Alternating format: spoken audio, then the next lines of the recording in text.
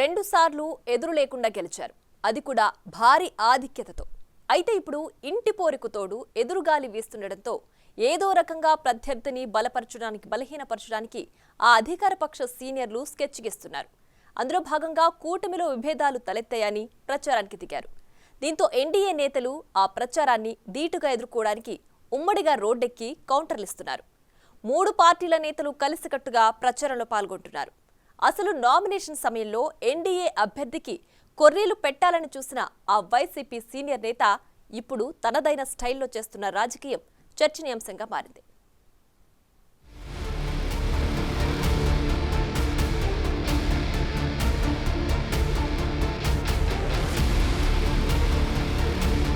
AP రాజకీయాల్లో deputy CM Narayanaswamy గురించి తెలియని వారు ఉండరు.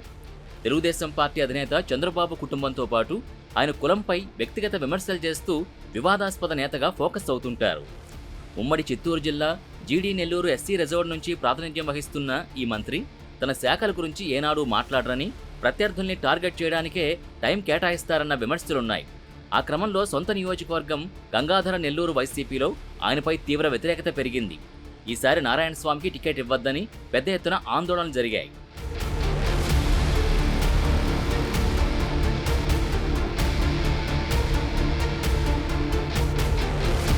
దాంతో మధ్య మార్గంగా వైసీపీ అధిష్టానం జీడీ నెల్లూరు నుంచి 2 సార్లు గెలిచిన నారాయణస్వామి స్థానంలో ఆయన కుమార్తె కృపాలక్ష్మిని రంగంలోకి దించింది.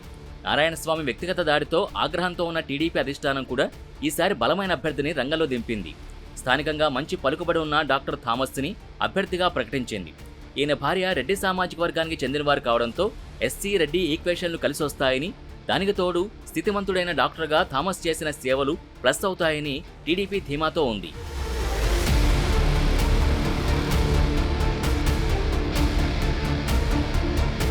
ఇలాంటి సమయంలో డాక్టర్ థామస్ క్రిస్టియన్ అని ప్రచారం ప్రారంభించారు నారాయణస్వామి వర్గీయులు. ఆయన నామినేషన్ చెల్లుబాటు కాదని ఊదరగొట్టారు. నామినేషన్ పరిశీలన సందర్భంగా పెద్ద ఎత్తున అభ్యంతరాలు వ్యక్తం చేశారు.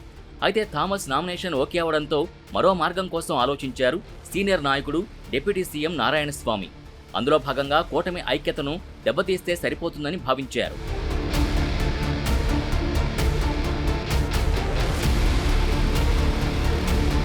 ఎన్డీఏ కూటమిలోని జనసేన, బీజేపీ నేతలు టీడీపీ అభ్యర్థి థామస్కు సహకరించడం లేదంటూ ప్రచారం మొదలుపెట్టారు. తాజాగా నియోజకవర్గంలో మండలాల వారీగా ఎన్డీఏ పార్టీలు సమావేశాలు ఏర్పాటు చేశాయి.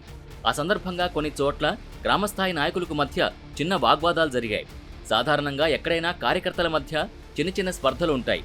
అయితే దాన్ని అడ్డం పెట్టుకుని తనకున్న మీడియా విభాగాల్లో నారాయణ పెద్ద ఎత్తున నెగిటివ్ ప్రచారం చేశారు. టీడీపీ అభ్యర్థికి జనసేన, బీజేపీ సహకరించమని తీర్మానం చేసినట్టు ఫోకస్ చేశారు.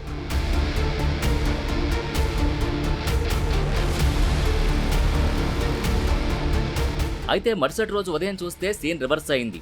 ప్రతి మండలంలోనూ పెద్ద ఎత్తున కూటమిలోని 3 పార్టీల నాయకులు ప్రచారం చేస్తున్నారు. ఆ క్రమంలో తమ మధ్య విభేదాలు లేవని, ఇదంతా నారాయణస్వామి కుట్రని తీవ్ర స్థాయిలో ఆగ్రహం వ్యక్తం చేశారు. మేము ఎన్డీఏ అభ్యర్థి అయినటువంటి థామస్ గారికి పూర్తి మద్దతు ఇస్తున్నాము. ఈ కార్యక్రమంలో జనసేన పార్టీ, భారతీయ జనతా పార్టీ మరియు టీడీపీ వ్యక్తులైన మేమందరం ఉమ్మడిగా మా ఉమ్మడి అభ్యర్థి అయినటువంటి డాక్టర్ థామస్ గారిని ఎన్నుకోవడం జరిగింది. ఆయనకి అత్యధిక మెజార్టీతో గెలుపొందించే ఉద్దేశంతో మేము ఒక సమావేశాన్ని ఏర్పాటు చేసుకున్నాము.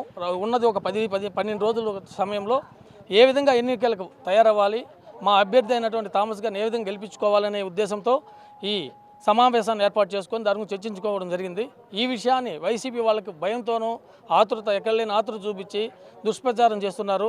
మా మధ్య ఒక సఖ్యత లేదని, మేమేదో అతని మీద దురుసుగా ప్రవర్తిస్తున్నారు అని మేము అనుకుంటున్నట్లు వాళ్ళు చిత్రీకరిస్తున్నారు. ఇది వాస్తవం కాదు.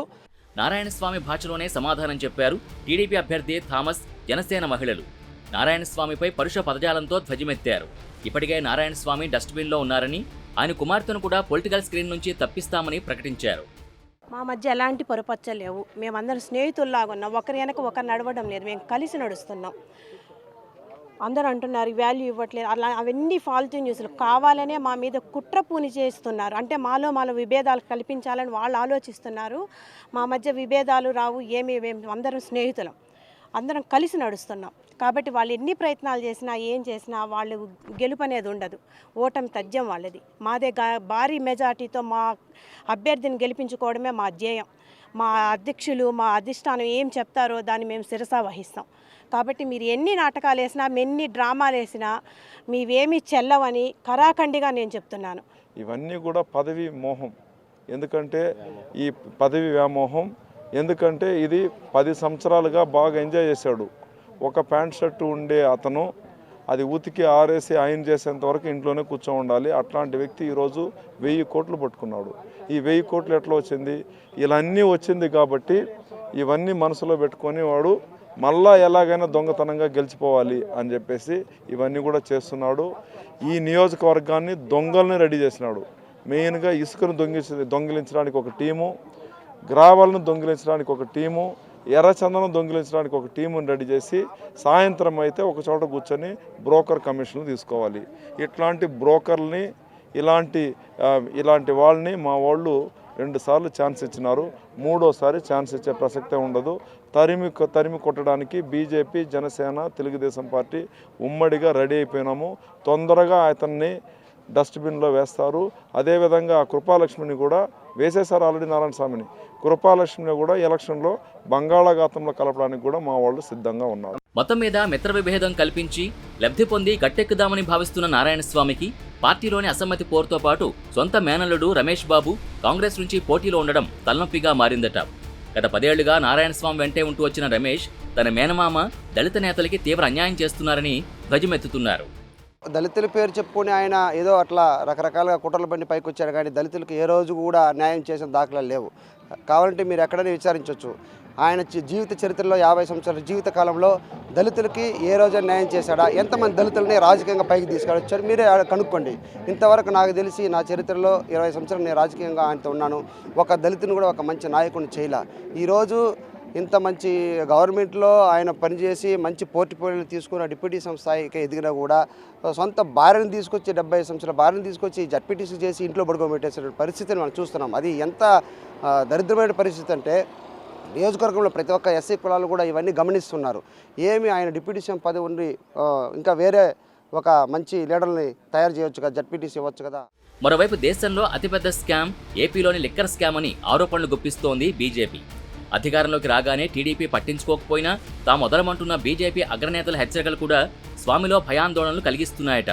మొత్తం మీద అటు సొంత పార్టీలో వ్యతిరేకత, ఇటు ఇంటి పోరుతో సతమతమవుతున్న వృద్ధ నేత కూతుర్ని గెలిపించుకోవడానికి పడుతున్న పాటలు చూస్తే పోలింగ్ నాటికి ఇంకెన్ని స్కెచ్లు గీస్తారో అని నియోజకవర్గ వాసులు చర్చించుకుంటున్నారు.